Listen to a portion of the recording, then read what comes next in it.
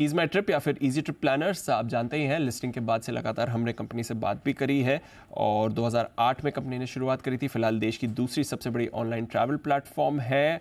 And to end travel solutions आपको company देती है। एयर टिकट्स तो साथ में होते ही हैं, बट उसके बाद hotels, holiday packages, rail tickets, बस टिकट सहित और भी कई सारी वैल्यू एडेड सर्विसेज इनके प्लेटफॉर्म से आपको मिलती है। आइए बात करेंगे प्रशांत पिट्टी साहब से, जो कि कंपनी के को फाउंडर हैं, और सर से तो हमने कई बार पहले भी बात करी है। नतीजों की बात करें तो थोड़ा हमने देखा था ऑपरेशनली एक प्रेशर बनते हुए दिखा था। हालांकि रेवेन्यू ग्रोथ 41% की थी, बट प्रॉफिट 21% नीचे था। एबिटा 17% गिर कर आया था और मार्जिन में आपने सिग्निफिकेंट कॉन्ट्रैक्शन देखा था। थोड़े कॉस्ट्स भी बढ़कर आए थे। प्रशांत सर, बहुत बहुत शुक्रिया जी बिजनेस को अपना वक्त देने के लिए। एक बार थोड़ा नंबर्स के बारे में बताइए। रेवेन्यू ग्रोथ तो आपकी बहुत ज़्यादा स्ट्रांग रही थी, आई थिंक हाईएस्ट रेवेन्यू भी कंपनी में देखा है, बट थोड़ा ऑपरेशनल प्रेशर्स आते हुए देखा था। तो क्या कुछ की फैक्टर्स थे सर परफॉर्मेंस के? Thank you Deepanshu for having me on the show. Deepanshu, जैसा आपने बिल्कुल सही बोला कि कंपनी का ओवरऑल बिजनेस जो अगर आप देखेंगे एक साल के कंपेयर करेंगे तो पिछले साल टोटल 1600 करोड़ का बिजनेस हुआ था और अभी 2300 करोड़ का बिजनेस हुआ है, 2300 करोड़ का हुआ है। तो बिजनेस ओवरऑल 43% का जंप आया है, जबकि इंडस्ट्री में जो डीजीसीए की रिपोर्ट है एक साल के अंदर डीजीसीए ने जो जंप देखा है वो 19% का देखा है। तो हमने मार्केट से बहुत ज्यादा ग्रोथ करी है। मार्केट 19% ग्रो हुई थी, हमने 43% ग्रो किया है। और उस ग्रोथ के चलते हमारा दुबई में भी बिजनेस बहुत अच्छा ग्रो हुआ है। हमारा होटल का बिजनेस 123% बढ़ा है इस एक साल के अंदर। जो लास्ट ईयर का रिजल्ट था और जो भी का उसका 123% बढ़ा है। दुबई का हमारा बिजनेस 8-9 करोड़ का, जो अभी 53 करोड़ का, 56 करोड़ का हुआ है इस पर्टिकुलर क्वार्टर के अंदर। तो हमने हर तरीके से पुश किया है कंपनी के प्रॉफिट, कंपनी के टोटल बिजनेस को बढ़ाने के लिए, मार्केट शेयर बढ़ाने के लिए। और उसके चलते हमें लगभग 60 बिप्स का डिस्काउंट थोड़ा ज्यादा देना पड़ा। क्वार्टर वन जनरली वैसे भी थोड़ा डिस्काउंटेड ज्यादा क्वार्टर होता है, क्योंकि इसके अंदर कंपटीशन काफी होता है, काफी ट्रैवलर्स जा रहे होते हैं, काफी काफी ट्रैवलर्स अपने ट्रैवल पे होते हैं। तो इस चक्कर में हमने 60 बिप्स का डिस्काउंट थोड़ा ज्यादा देना पड़ा, थोड़ी मार्केटिंग का खर्चा आया, जिसकी वजह से कंपनी प्रॉफिटेबल तो है लेकिन थोड़ा सा प्रॉफिट जो गिरा हुआ दिख रहा है आपको। बट इसका मेन रीजन यही है कि हमने अपना आज तक का सबसे हाईएस्ट ग्रॉस बुकिंग रेवेन्यू और हाईएस्ट रेवेन्यू किया है इस पर्टिकुलर क्वार्टर के अंदर। चलिए, तो हाईएस्ट रेवेन्यू क्या है इस पर्टिकुलर क्वार्टर के अंदर। कुछ फैक्टर्स थे जिसकी वजह से ऑपरेशनल प्रेशर बनते हुए दिखा। सर, कब तक एक्सपेक्ट करें कि मार्जिन्स नॉर्मलाइज होने चाहिए? रेस्ट ऑफ FY24 की बात करें तो क्या रेंज है जो मार्जिन्स की आप देख रहे हैं? देखिए, हमारा जो मार्जिन होता है लगभग अबाउट 1.5-1.6% के आसपास होता है, जो अभी 1.1% आया था। तो ये जो 30 बिप्स का मार्जिन का गिरावट आया है उसका मैं पूरा का पूरा श्रेय हमारी थोड़ी सी ज्यादा डिस्काउंटिंग को देता हूं, जो हमने 60 बिप्स की डिस्काउंटिंग करी थी। और ये क्वार्टर वन थोड़ा सा ज्यादा कॉम्पिटिटिव क्वार्टर भी होता है। क्वार्टर टू में हम नहीं उम्मीद करते हैं कि हमारा डिस्काउंट इतना बढ़ा रहेगा, जबकि बिजनेस कंटिन्यू होना चाहिए, बिजनेस की ग्रोथ कंटिन्यू होनी चाहिए। मैं आपके शो पे आगे पहले भी बोल चुका हूँ, लास्ट ईयर हमने टोटल बिजनेस किया था, last to last year FY22 में किया था 3700 करोड़ का। 23 के अंदर हमने किया 8000 करोड़ का। और इस साल हम अनुमान लगा रहे हैं लगभग 15000 करोड़ का बिजनेस। टोटल बिजनेस हम 15,000 करोड़ का एक्सपेक्ट कर रहे हैं। तो हम उसी हिसाब से पूरा पूरा साल जाते हुए देखते हैं। मतलब आपका इस साल ऑलमोस्ट डबल होने वाला है सर। करेक्ट, अभी numbers double expect. Booking trends क्या दिखा रहे हैं इस समय? क्योंकि वैसे तो अच्छी रही है, Q1 में हमने देखा एयर ट्रैफिक डेटा भी अच्छा था। रेस्ट ऑफ क्वार्टर्स के लिए एयर बुकिंग ट्रेंड्स कैसे दिख रहे हैं? बहुत बढ़िया दिख रहे हैं। उसी के कॉन्फिडेंस पे हमारी ऑर्गेनिक ग्रोथ, इनऑर्गेनिक, अभी अभी कंपनी ने 3 कंपनीज भी एक्वायर करी है हॉलिडे सेक्टर के अंदर।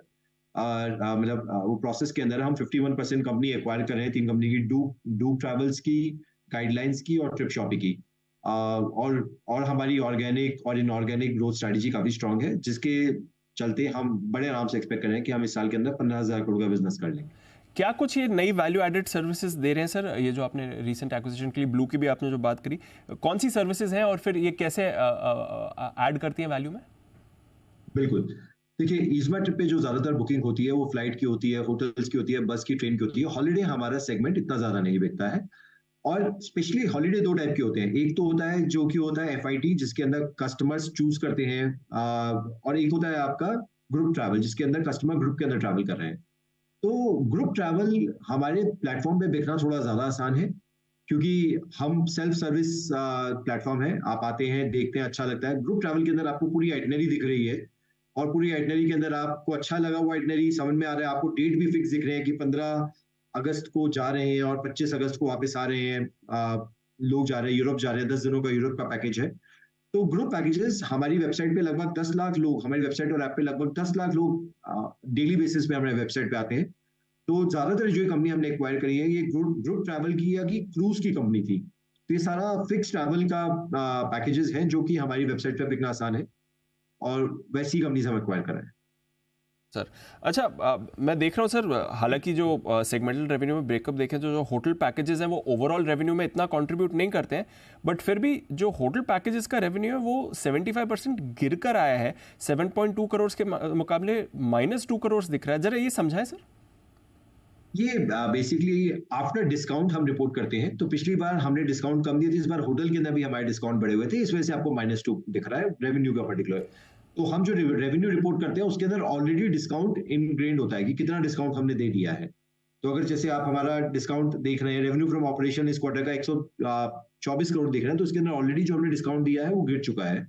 सिमिलरली होटल का जो डिस्काउंट है वो इस पर्टिकुलर क्वार्टर में हमने ज्यादा दिया था, जिसकी वजह से हमारा 123% का ग्रोथ आया है, जिसकी वजह से आपको ये नेगेटिव दिख रहा है।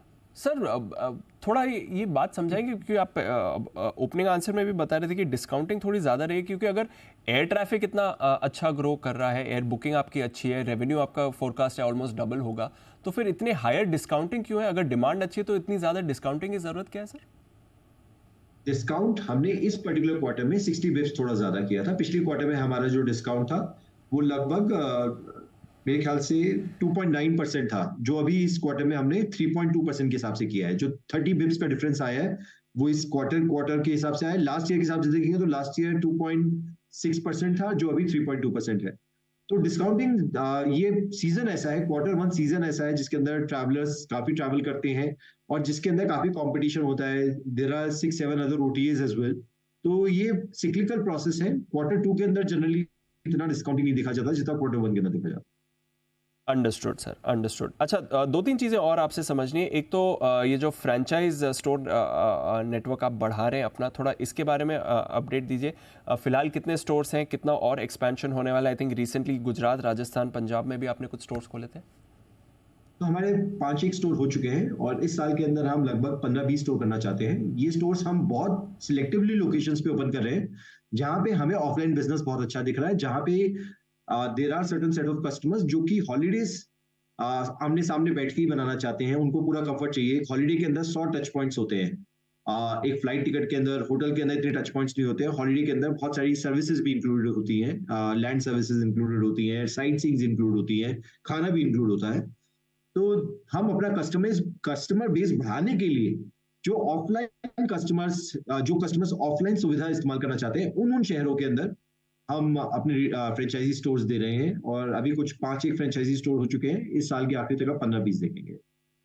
यस सर, थोड़े वैल्यू एडेड सर्विसेज पर ज़्यादा फोकस है, वहाँ से रेवेन्यू बढ़ाने की कोशिश कर रहे हैं। ऑफ कोर्स जो ब्रेड एंड बटर बिजनेस है वो तो अच्छा करेगा ही आगे की परफॉर्मेंस को लेकर। बहुत बहुत शुक्रिया पिटी साहब हमारे साथ जुड़ने के लिए और बात करने के लिए। टारगेट है इस साल ऑलमोस्ट 15,000 करोड़ की टॉप लाइन ग्रोथ का और कंपनी उसको मेंटेन कर रही है। ये है आपके लिए इजी ट्रिप प्लानर्स, ईज माई ट्रिप।